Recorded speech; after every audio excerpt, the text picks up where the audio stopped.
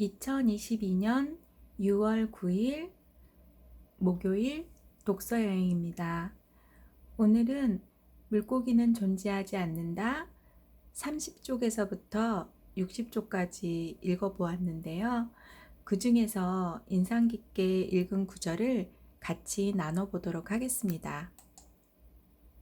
사람들이 이렇게 자신의 무력함을 느낄 때는 강박적인 수집이 기분을 끌어올리는 데 도움이 된다. 이 말은 과학적으로도 좀 근거가 있는 이야기라고 해요. 그래서 무언가를 집중해서 수집하는 사람들은 좀 자신의 무력함을 잊으려고 도피처로 이 수집을 택하는 경우가 많다라고 하는데요. 저는 여기서 좀 집중이라는 단어를 좀 떠올렸는데, 본인의 무력함보다는 어떤가를 집중하면서 거기에서 에너지를 얻고 거기서 좀 의미를 찾으려고 하는 사람들이 생각보다 많은 것 같아요. 저는 요 구절을 볼 때 저희 신랑 생각이 좀 났거든요. 저희 신랑이 컴퓨터 수집하는 거를 되게 좋아해요. 그래서 좀 컴퓨터들의 쓸만한 부분들을 모아가지고 하나의 새로운 컴퓨터를 만들고 전원을 켜고 그 컴퓨터가 제대로 작동하는 거를 보면서 상당히 즐거워하거든요. 근데 그전에는 제가 그 컴퓨터 수집하는 게 좀 너무 지저분하고 다 쓰레기 같은 거예요. 그래서 좀 버렸으면 좋겠다. 그렇게 생각을 했었거든요. 근데 이 구절을 보니까 어쩌면 우리 신랑도 좀 무언가에 집중할 것이 좀 필요하지 않았을까. 회사만 다니니까 좀 심심할 수도 있을 거고, 그 일 이외에 본인이 취미로 가질 수 있는 거를 찾다 보니까 본인이 잘할 수 있고 좋아하는 컴퓨터를 택한 것 같아서, 음, 좀 신랑을 이해할 수 있는 시간이 되었던 것 같아요.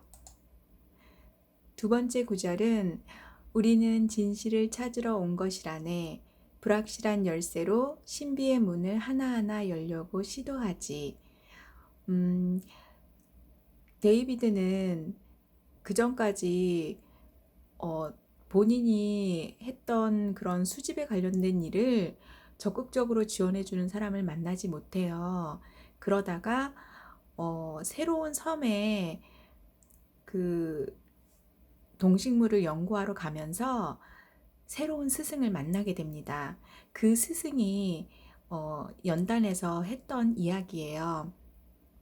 그러면서 저는 이 사람이 큰 뜻을 가지고 그 젊은 사람들을 모아서 섬에 있는 물고기라던가 생물들을 표본을 모집하고 그거들을 분류하는 작업들을 했는데 그렇게 거창한 게 아니더라도 저희가 그냥 살아갈 때 모든 것이 다 이미 발견되어 있고 모든 것이 다 알려져 있다면 삶이 참 재미없을 것 같아요. 그래도 아직까지는 우리한테 발견해야 될 미지의 세계가 존재하고 우리가 앞으로 찾아내야 될 새로운 진리들이 있다는 거는 살아가는데 참 재미있는 일을 제공해 주는 것 같아요. 그래서 어, 여기서 데이비드의 선생님은 신을 찾으려고 좀 노력을 했더라고요. 그 우주의 신비를 밝히려고 상당히 노력을 많이 했는데, 저희는 그렇게 거창하게까지 나가지 않더라도, 그냥 우리가 일상에서 누릴 수 있는 그 사소한 것들을 좀 새롭게 발견해 보는 시간을 가지면 좋겠다. 매일 걷는 길이어도 어느 날은 그 길에서 밤꽃 향기가 날 수도 있고요. 또 매일 보는 꽃이어도 이름을 알고 나면 아, 너의 이름이 이거였구나 하고 불러줄 수도 있는 그런 매일매일 일상생활을 좀 새로운 것을 발견하면서 작은 것의 행복을 느낄 수 있도록 노력하는 자세가 필요하지 않을까라는 생각이 들어서 이 구절이 참 좋았습니다. 세 번째로는 이로써 그의 유년기 전체가 새로운 의미를 부여받았다. 이 구절인데요. 데이비드는 그전까지 본인이 했던 그 식물 수집이나 동물 그 물고기 표본 수집한 거를 뭐 주변 사람들한테 인정을 받은 적이 없어요. 근데 그 새로운 섬에 스승과 함께 갔을 때는 데이비드한테 너무 딱 맞는 일을 찾은 거예요. 그는 아침부터 저녁까지 계속해서 물고기를 잡아 올렸고 그걸 분류했고 그런 그의 일들이 서서히 미국에 이렇게 퍼지면서 정부에서 데이비드한테 많은 일들을 맡깁니다. 동쪽에 있는 물고기를 연구해달라, 저쪽 강에 있는 물고기의 서식에 관해서 연구해달라, 뭐 심지어는 한국, 일본, 뭐 저쪽 하와이까지 거의 대부분의 지역을 다니면서 물고기 종에 대해서 새로운 것을 발견해내고 그것에 이름을 붙여주고 학명을 붙여주는 일을 하게 됩니다. 근데 저희가 이제 무슨 일을 할 때 보면 이렇게 작은 일을 계속 하다가 뭐 그냥 끝나버리지 않을까? 그런 생각을 하게 되는데 어느 순간 세월이 흘러서 그 작은 것들이 모여서 하나의 형태가 되고 그 형태가 어떠한 결과물을 낳을 때는 그 전에 했던 모든 일들이 정말 큰 가치를 부여받는 것 같아요.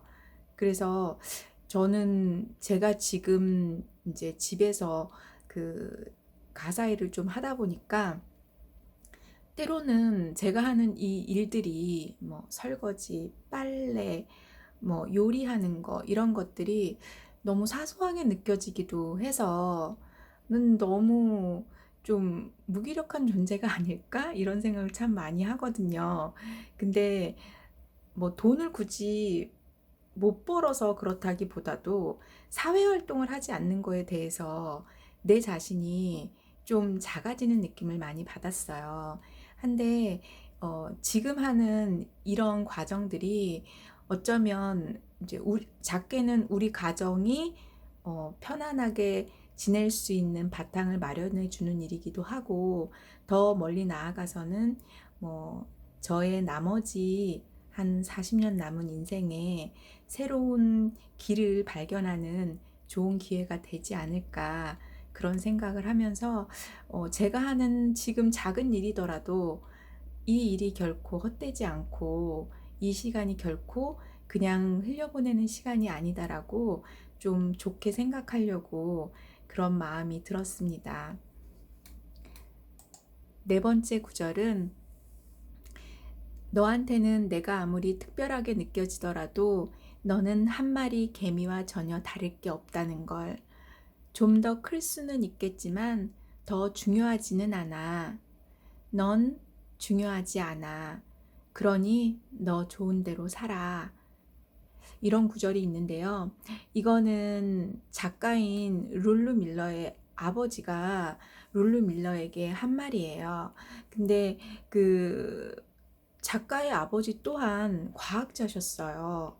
그럼에도 불구하고 항상 아빠한테 묻죠. 이 친구가 아빠, 인생은 뭐야? 인생은 어떤 의미가 있어? 이렇게 물어보면 뭐 1초도 망설이지 않고 아빤 아무 의미 없어. 뭐 크게 생각하지 마. 그냥 너 편할 대로 살아. 항상 아빠의 답은 이거였어요. 근데 과학자의 시선에서 봤을 때는 이 대자연과 이 우주와 또 우리가 알지 못하는 미지의 세계를 연구하는 사람들이다 보니까 그 큰 세계에서 인간이라는 존재는 정말 점 위에 점인 거죠. 그렇다 보니 너는 정말 중요하지 않아. 이 말을 있는 그대로 받아들여가지고 나는 그냥 쓸모없는 사람이야. 이렇게 생각하는 것이 아니고 그만큼 너는 미미하기 때문에 편할 대로 자유롭게 살아도 괜찮다. 이렇게 저는 해석을 했거든요. 그래서 내가 무슨 일을 하기 전에 먼저 겁부터 내는 경우가 많잖아요. 내가 이 일을 했을 때 사람들이 나를 어떻게 볼까? 내가 이런 행동을 했을 때 사람들이 나를 도덕적으로 안 좋다고 생각할 수 있지 않을까? 아니면 나의 행동으로 인해서 많은 부수적인 문제들이 따라오지 않을까?